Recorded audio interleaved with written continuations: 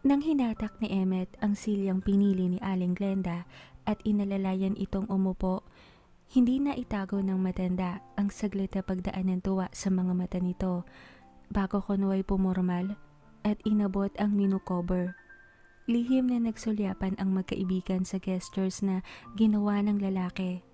Pagkuway kumuha ng kanya-kanyang upuan, pang-apatan ng table na kinuha nila. Nang akmang uupo na si Jedy sa tapat ni Aling Glenda, hiniling nitong tumabi sa kanya.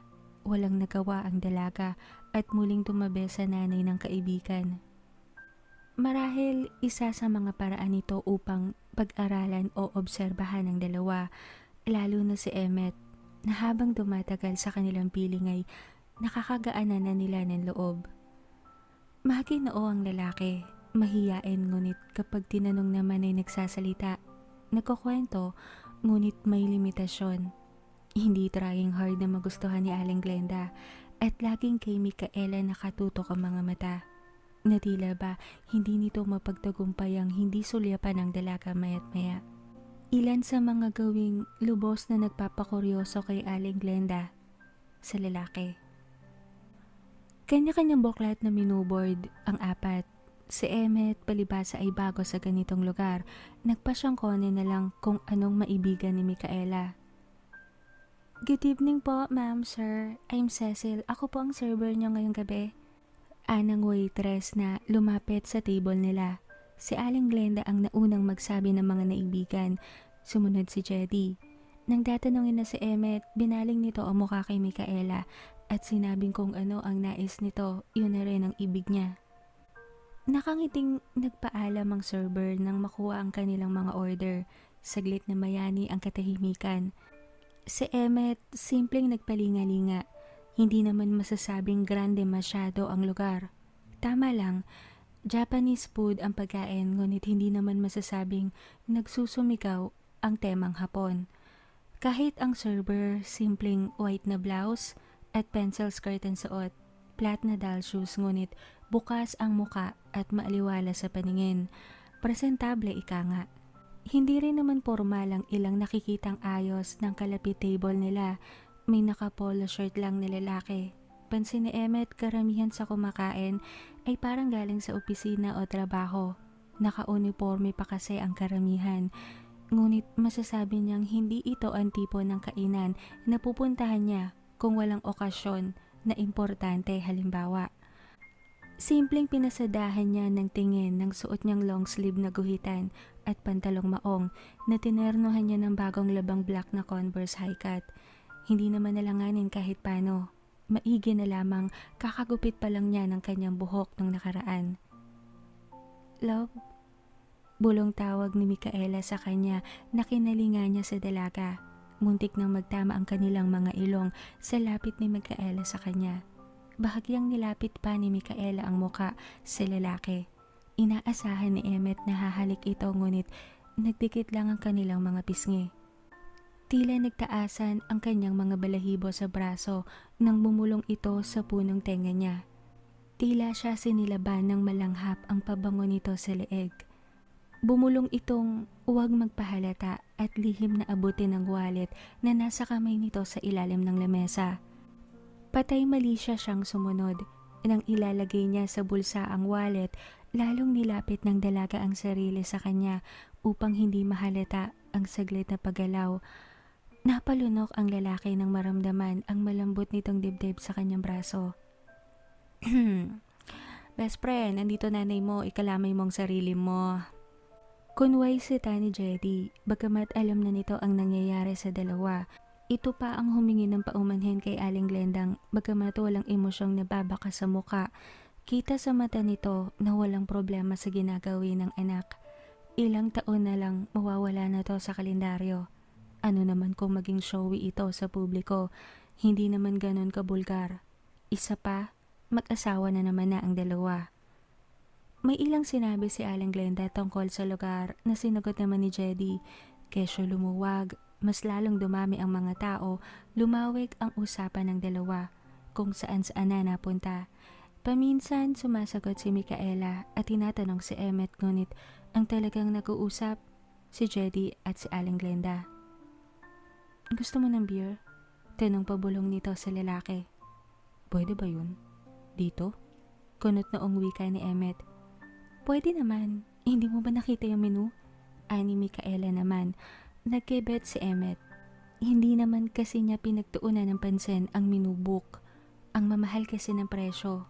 Nalula siya. O-order ako ah. Gusto ko rin kasi. Kindat ni Micaela sa tumungong si Emmet. Nang dumating ang pagkain, pinigilan ni Emmet na mapakunot ng noo sa chopstick na hinain ng server bilang utensil. Napansin ni Micaela. Bumulong siya sa server. Umalis ito agad at bumalik na may isang pares ng kutsara at tinidor para sa lalaki. Nag-umpisa silang kumain. Mainit ang soup na galing sa ramen at malinamnamang noodles. Malalaki rin ang crab stick at sahog. Hindi niya nagustuhan ang sushi matapos matikman ng isa. Nawirdohan. Hilaw na salmon ngunit minalasahan siyang mangga nung nginuya. Hindi nakatulong ang sawsawang toyo na may wasabi. Ngunit batid niyang paborito ng tatlong babaeng kasama niya ang mga pagkain, lalo na si Aling Glenda. Binaling niya ang atensyon sa tempura. Kinagat. Nagustuhan naman niya. Mainit rin ang miso soup. Kakaiba sa misong natikman niya. Sabagay, mahal nga kasi. Hindi maiwasang pansinin ni Emmet ang kinakain ni Jedy.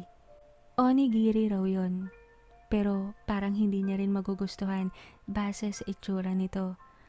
Nasa kalagitnaan na sila ng pagkain nang bumati ang isang may kababaang babae. Simpleng binagmasdan ito ni Emmet. Nakasuot kasi ito ng pang-Haponesa. Ang laylayan ng damit nitong suot ay halos humalik sa sahig. Tsinelas na yari sa kahoy ang suot sa paa. Puting-puti ang medyas. Kasing puti ng make-up sa mukha nito. Nang magbaw ito sa kanila, bahagyang nagtunugan ng ilang bell at maliliit na palamuti sa dulo ng tila pa-chopstick na ipit nito sa buhok. Bukod roon, naaadornohan ang pagkakapusod ng buhok nito ng suklay na tila kalahating buwan ng hugis. Sa bawat ipin ng suklay, may maliliit na batong tila Swarovski na tuwing nadaraanan ng ilaw sa kisame ay nagkikislapan. Hindi malaman ni Emmet kung sa labi nitong napipinturahan ng kulay pula na angat sa mukha nitong kulay puti o sa kimono nitong suot na may interesanteng tanawin ng paglubog ng araw at nagyayelong paligid siya tititig ng matagal. Masyadong sharp ang lahat sa babae, ngunit may pino ang bawat galaw nito na tila ba kalkula ang hakbang at pagtaas ng kamay. May sinasabi ito ngunit hindi mawawaan ng lalaki. Konbanwa, sake? Tanging mga salitang malinaw sa kanyang pandinig. Dahil hindi malaman ang isasagot, tumingin siya kay Micaela na tumangulang sa kanya. Isang tipid ng ngiti ang tinugon niya sa Haponesa. Sa kanya lang napansing eskorte ito ng isang lalaking nakasuot rin ng panghapon na damit. Tila roba na hanggang tuhod. Hanggang binti naman ang suot nitong pang-ibabang pantalon na gawa sa sedang tela. Pareha silang nakatsinelas na kahoy ngunit ito naman ay walang suot na medyas. May edad na ang lalaki. Maayos na nakatali ang buhok nito sa tuktok ng ulo. Bumaba ang mata ni Emmet sa dala nitong dalawang wooden bucket kung saan may ilang maliliit na basong babasagin ang maayos na magkakapatong sa isa't isa. Parang shot glass. Kumuha roon ng isa ang Haponesa, saka pa lamang napansin ni Emmet na may dala ring wooden bucket ang Haponesa. Kinuha roon ng isang boteng kulay puti. Tinanggal ang nakapasak sa boteng maliit na kahoy. Sinalinan ang isang baso at pabaw na inabot kay Emmet. Saglit siyang tumingin kay Micaela na muling ngumiti. Inabot niya ang baso, saglit tinikman. Matapang ang inumin. Parang mas matapang pa nga ata sa gin, ngunit ayaw niyang mapahiya sa mga kasamang babae. Kaya lakas loob niyang nilagok. Pigil na mapaubo, nag-thank you siya sabay abot ng baso. Tila natutuwang tinapik ng Haponesa ang ilang daliri sa ibabang palad nito, isang paraan ng pagpalakpak marahil, at tila batang pinuri siya sa lengguwahe ng Hapon. Napakamot siya sa batok. Nagbow rin ng muling magbow ang Haponesa bago inabot ang shot glass. Kinalma ni Emmet ang sarili. Pilit iniignora ang init na gumuhit sa kanyang lalamunan. Ewan ba niya ngunit mas matapang pa sa lambanog ang kanyang nainom. Kay Micaela naman ito humarap. Tinanong siya ng sake na tinanguan ng dalaga. Gamit ang baso na ginamit niya, nagsalin roon ng sake at walang inhibisyong nilagok ni Micaela. Binigyan na rin si Jedy at Aling Glenda ng isang shot ng sake. Pansin ni Emmet, magkaibang shot glass ang ginamit sa matanda at kay Jedy. Ang mga nagamit na shot glass nilalagay ng eskorte nitong matanda sa isa pang wooden bucket na dala nito. May tubig roon. Saglit may sinabi ang Haponesa at nagbow kasabay ng kasama nitong matanda. Tapos ay lumipat sa kabilang lamesa naman. Hindi maiwasan ni Emmet na pansinin ang paraan ng paglalakad ng nakakimonong Haponesa. Maliliit lang ang hakbang nito ngunit parang elegante pagmasdan. Bawat galaw ng katawan ay tila aral at napakabagal ngunit may sensualidad na hindi niya maipaliwanag. Taray ng promo nila, no? May geisha na nag-aalok ng shot. Ani Jedy na kinabalik ni Emmet ng atensyon sa lamesa. Last time wala namang ganyan, pero ang ganda. Sino kaya ang nakaisip niyan? Ani Aling Glenda naman na humahanga ang mga matang nakatingin pa rin sa Haponesang kausap ang mga tao sa kabilang mesa. Nung huling kain namin ni Jedy, mami, ganyan na sila. Ang sabi ng server, bunsong anak raw yan at tatay yung kasunod na lalaki. Sila raw yung may-ari ng resto na to. Maiko on training raw yung bunso. Pag nagbabakasyon dito, gimmick nila yan. Pinaparana sa Pinoy ang geisha feels. Ang sarap ng sake, no? Ani Micaela naman na tinuloy ang pagkain.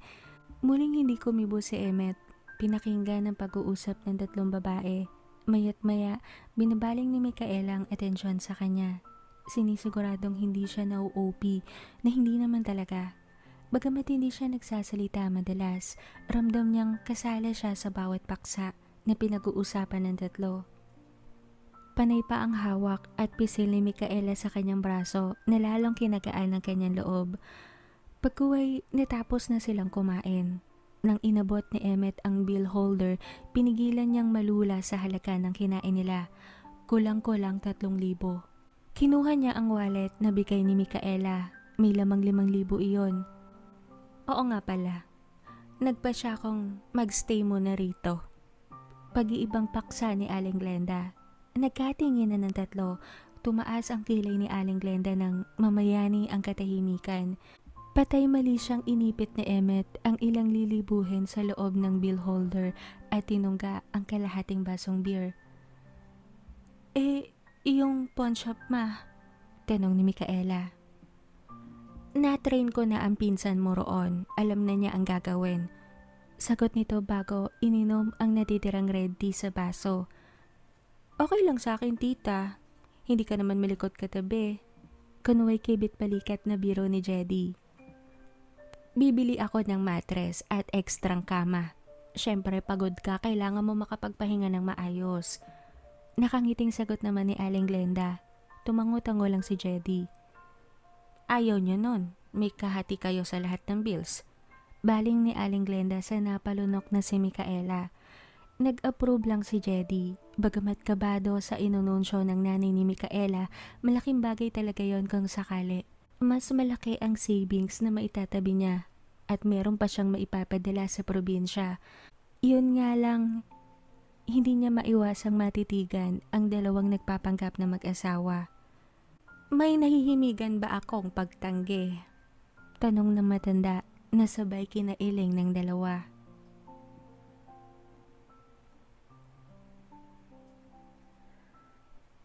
Madilim na nang dumating ang apat sa apartment. Sa pasilyo, may mahabang bangko na may 2 lalaking nag-aantay. Nakababatang mga kapatid ni Jedy. Isang 18 at isang 20 anyos. Si Jay at si Jake. Napasagsag kayo? Tanong nito sa mga kapatid matapos bumati ng magandang gabi sa 2 babae. Ang tiyong may alok na trabaho sa Project 8, biglaan Sayang, malaki ang sahod dati. Sabi ni inay, tumawag ka raw sa tindahan ni Chang Elma para magkausap kayo. Anang pinakamatanda na si Jay, nasaglit na patitig kay Micaela habang nagbubukas ng pinto si Jedy. Kahit hindi sabihin, malinaw na pipisan sa kanila ang dalawa. Lalo at 10 minutes lang daw ang layo ng bagong trabaho ng dalawa mula sa kanilang apartment. Bagamat walang kaso kay Micaela ang bagay na iyon, kinausap pa rin niya ang dalaga ng sarilinan. Respeto na rin. Ano ka ba? Walang anuman yan sa atin. Ayaw mo nun, mas liliit ang share mo sa bahay. Sa ako din naman, si Mama, si Emmet, kasukob natin ngayon. Hindi na tayo aalog-alog dito. Ani Micaela naman habang nagkakanaw ng kape para sa mga bisita nila na magiliw na kinakausap ng matanda. Gustong-gusto nito si Jedy at base sa nakikita ni Micaela na pakikiharap ng nanay niya sa dalawang nakababatang kapatid ni Jedy, magaan ang loob nito sa dalawa. Napagkasunduan nilang matulog muna sa sopa ang magkapatid na lalaki. Bukas titignan nila kung anong diskarte para sa dalawang dagdag na kasama sa apartment. Good luck. Bulong ni Jedy kay Micaela. Nang makitang patungo sa banyo ang dalaga, paano'y ito ang unang beses na matutulog si Emmet sa silid niya.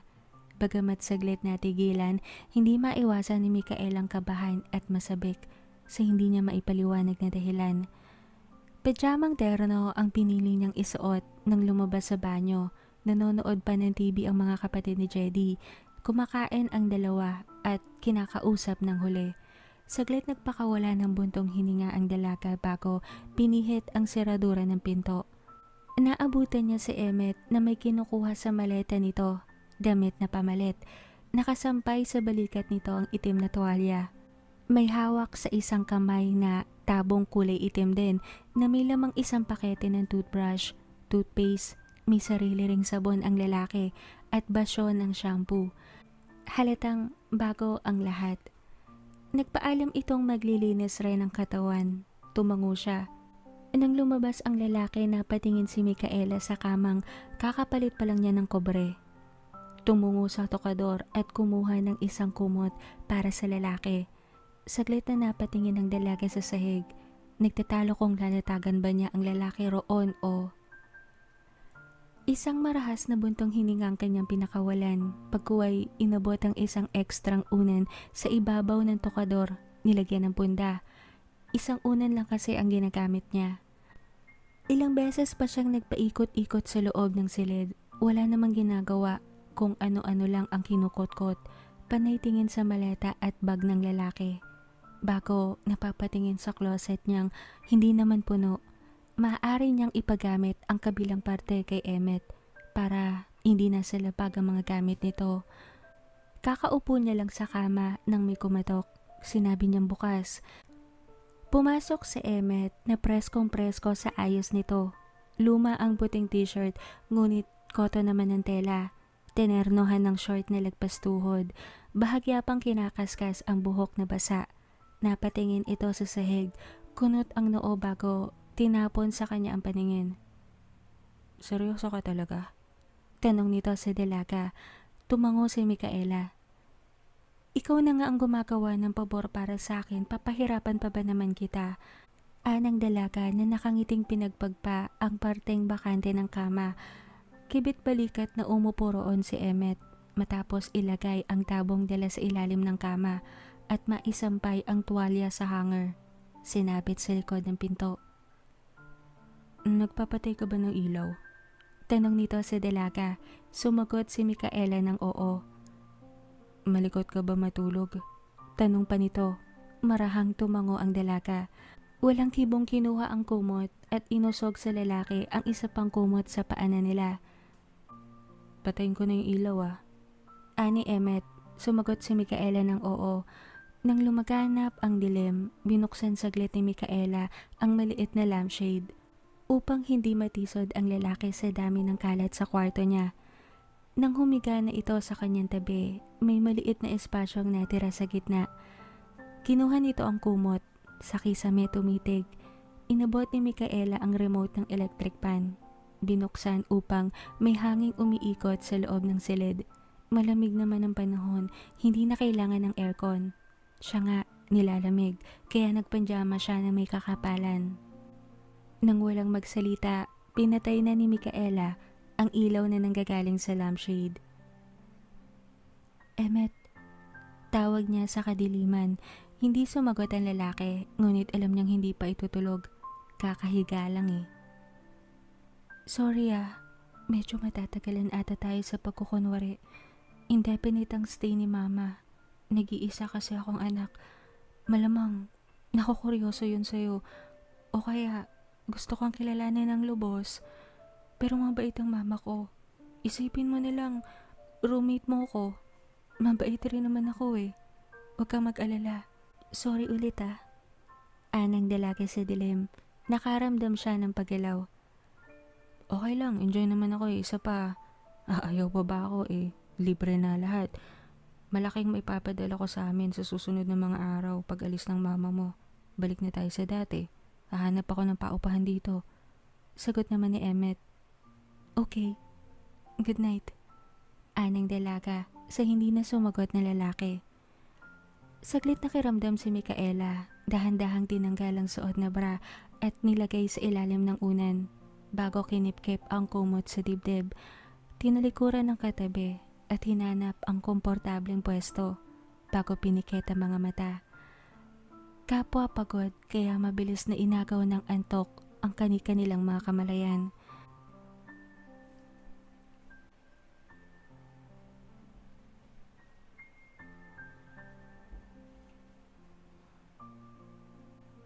Naalimpungatan ng dalawa sa tunog ng alarm clock na nakapatong sa side table ni Micaela. 7:00. Pikit matang pinatay ng dalaga ang maingay na orasan bago humikab at umunat. Bahagyang nagulat pa nang may tamaan ng kanyang kamay, dibdib ni Emmet na nakaharap sa gawin niya. Nakapikit ito ngunit halatang gising na. Nang dumilat ito bumangon ng dalaga. Good morning. Ani Micaela na ginantihan lang ng tipid ng ngiti ng lalaki. Akmang pabango na si Emmet ngunit napalinga sila sa sunod-sunod na katok. Ang mama nila, tumatawag sa labas. Ginigising sila ng umaga na raw. Nakaluto na ito. Sasagot sana ang dalaga ngunit nakita nilang umikot ang seradura ng pinto. Si Micaela ang unang kumilos. Nilapit ang katawan sa lalaki. Inipit ang isang hita sa pagitan ng mga hita nito. Saglit napatda ang dalaga. Ngunit bumukas na ang pinto. Walang nagawa sa Emmet kundi kabigin siya palapit. Ito naman ang napatda. Bangon na po, senyorita, senyorito. Nagluto na po ako ng almusal. Kunway pairap na wika ng sumilip na matanda. Saglit minasdan sila bago muling sinara ang pinto. Tila na estatwa ang dalawa saglit. Nagtaas ng paningin si Micaela, sinalubong ni Emmet na nababakasan ng paumanhin sa mata.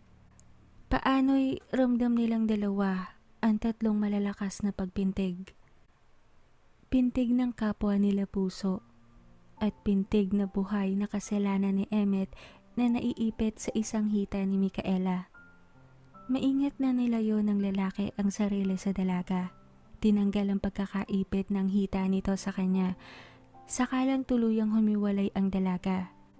Patay mali siyang bumangon ito. Kinuha ang tuwalyang nakasabit sa tabi ng closet. Ngunit bago lumabas, nagsalita si Emmet. Ganun talaga ang mga lalaki pag umaga. Sorry. Mahinang paumanhin ito sa pinamulahan ng pisnging dalaga.